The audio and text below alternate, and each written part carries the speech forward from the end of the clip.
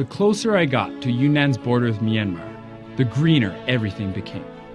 Tengchong is a place of boundless wetlands, rivers, and streams. But the geography here, the surrounding mountains, marshy flats, and the inexhaustible soil were all created by one thing: volcanoes.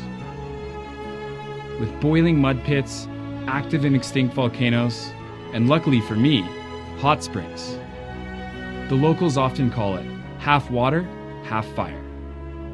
Today, we will begin with the water, shown around by Nicholas, a teacher from Denmark, who's called this land of paradoxes home for nearly a decade.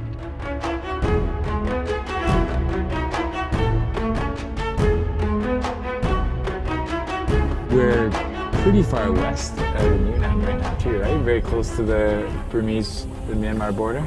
We're about 40 kilometers away from the border here, yeah.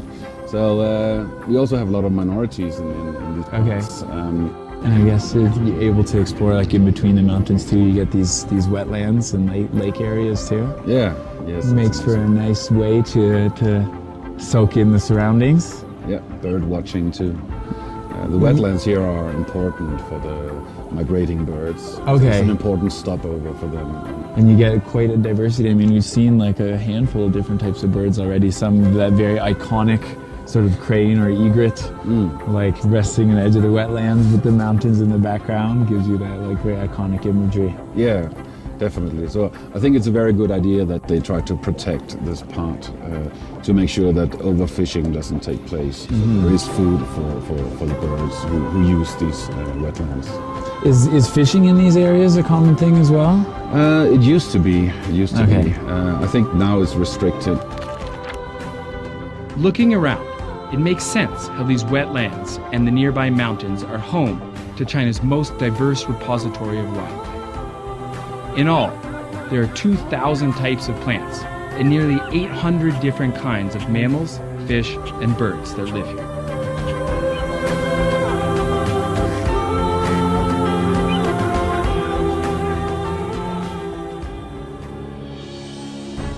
Nicholas and I are going to participate in an old wetland tradition that the locals half-jokingly call fish stomping. What we are doing is a recreation of the way people used to gather food in these wetlands. Covering a corner of the marsh with grass, you next gently make one hole where the light shines through. Once the trap is set, people begin stomping toward the opening, driving the unseen fish toward the hole, where hopefully they jump out.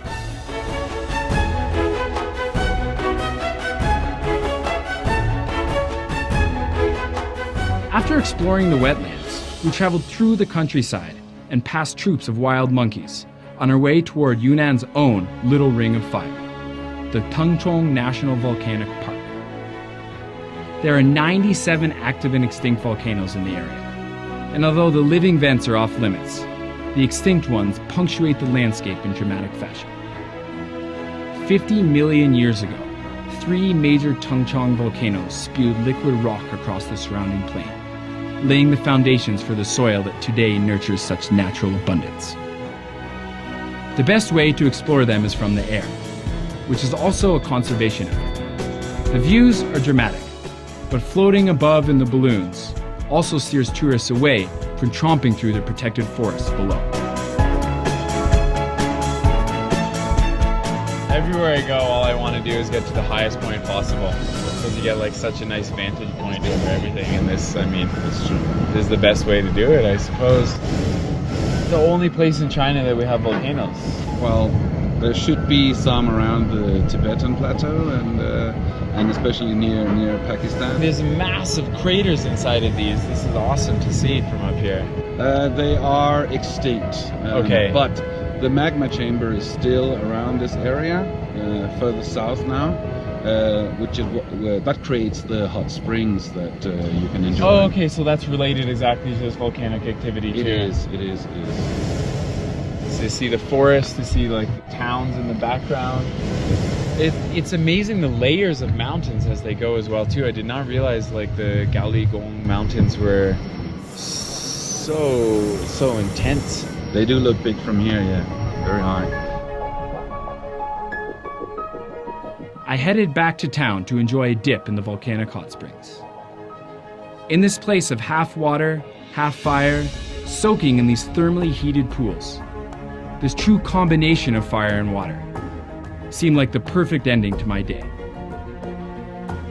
I never ceased to be inspired by the incredible diversity of Yunnan's geography, and nowhere was this more apparent than in Tengchong. There is a feeling of wildness in the nature here, and the raw power of the volcanoes that shape this land is still tangible, leaving a lasting feeling of awe on those that come to see them. Thanks for watching.